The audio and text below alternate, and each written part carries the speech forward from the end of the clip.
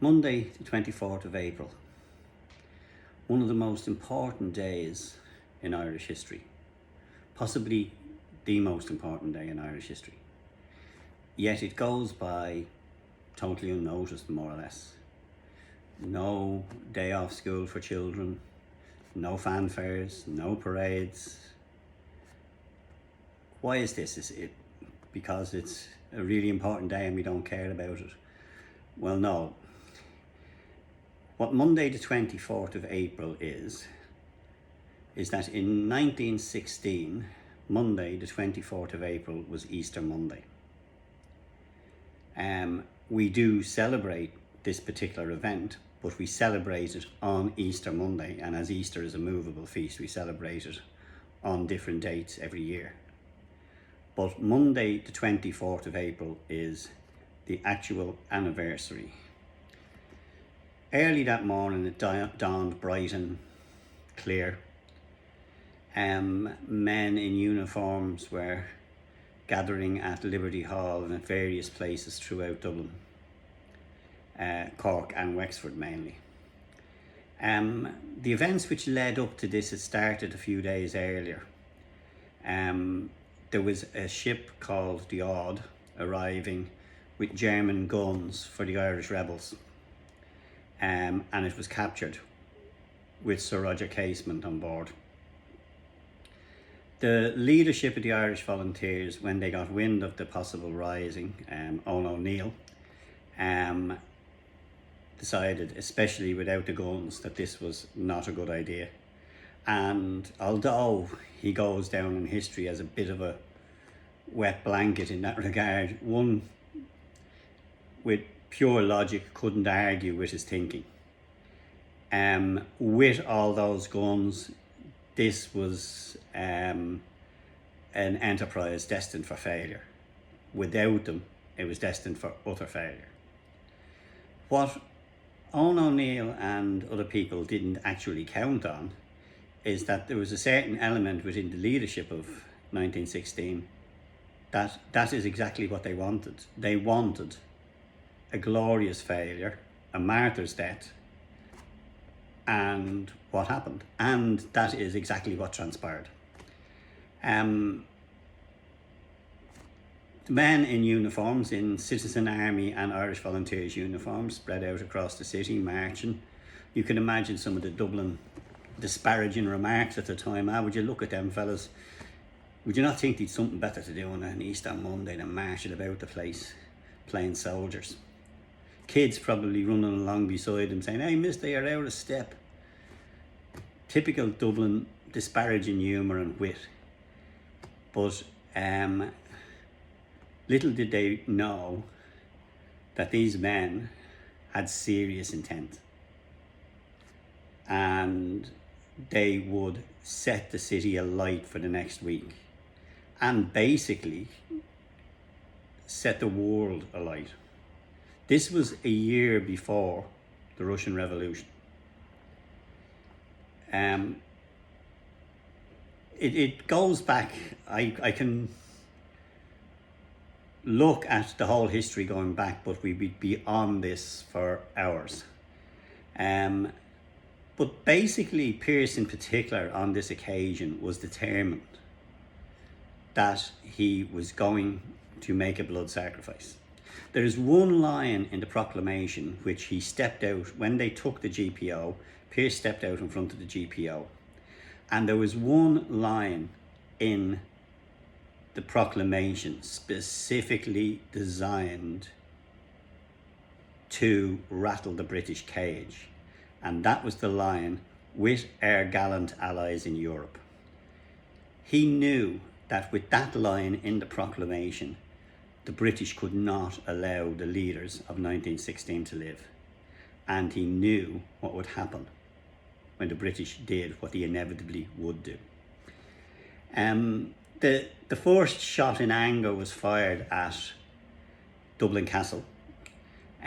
One thing I'll have to say about this, that both sides in this enterprise were inept. You could excuse the volunteers in the Citizen Army for being inept. They weren't really military people. Um, they took on the might of the British Empire for a week, so we can't criticise them. But the British Army did everything wrong. When they captured the guns from the Odd, that should have alerted them that something wasn't right. But they just thought, okay, we have all the guns, everything will be fine, we'll go to the races. Most of the major officers and half of the enlisted men were at the races for the Easter bank holiday. The first shots in anger, as I was saying, was fired at Dublin Castle. A policeman at the gate tried to close the gate, and Commandant Sean Connolly, nothing to James Connolly, shot him. Now, having shot him, as it transpires, Dublin Castle was there for the taking. It was very lightly defended, but they assumed it would be heavily defended, and they retreated to City Hall, which wasn't defendable. Which wasn't defendable in the same way as Dublin Castle was.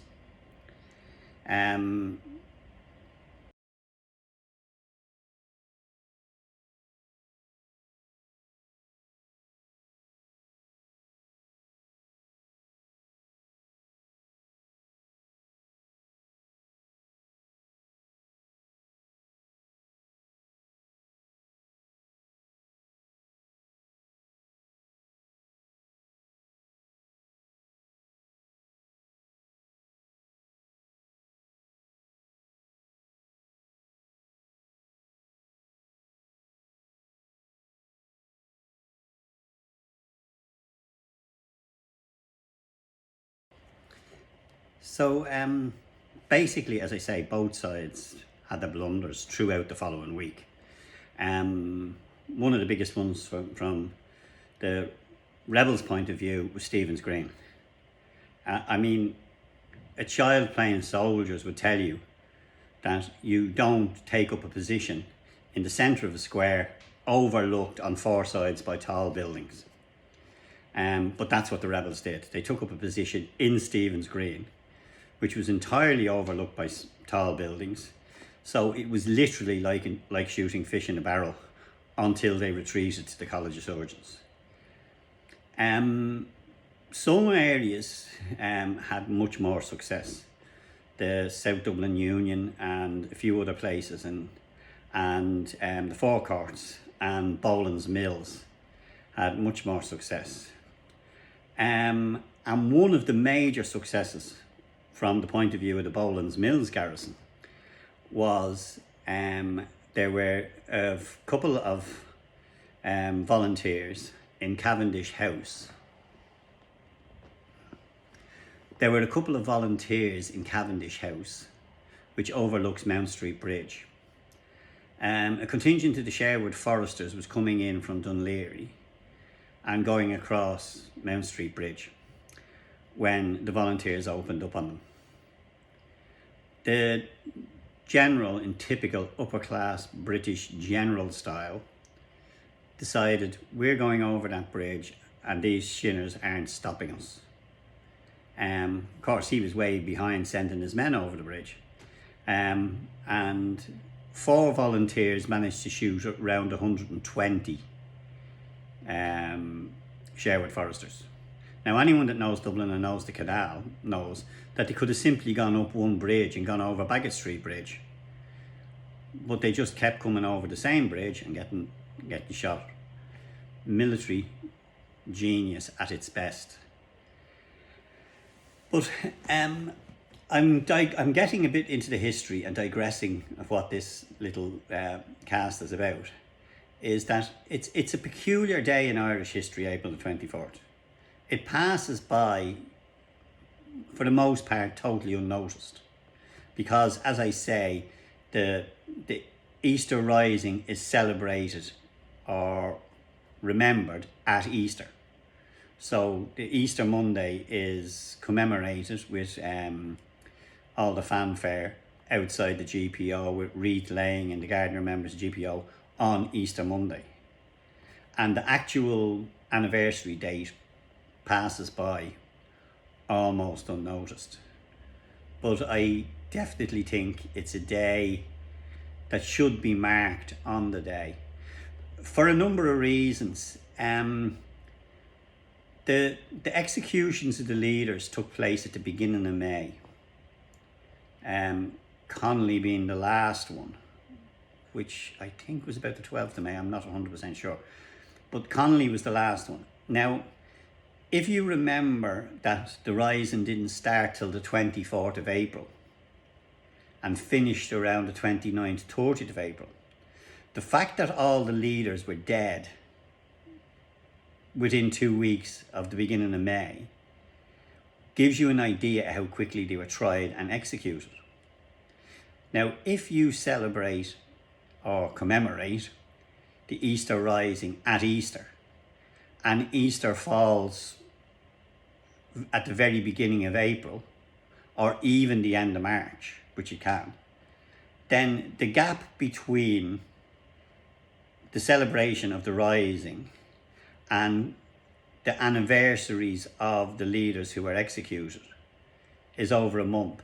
So it actually, by commemorating it at a movable feast, it actually loses its context in regard to the haste with which the British moved to execute the leaders, which, as I said at the beginning, is precisely what Pearse wanted.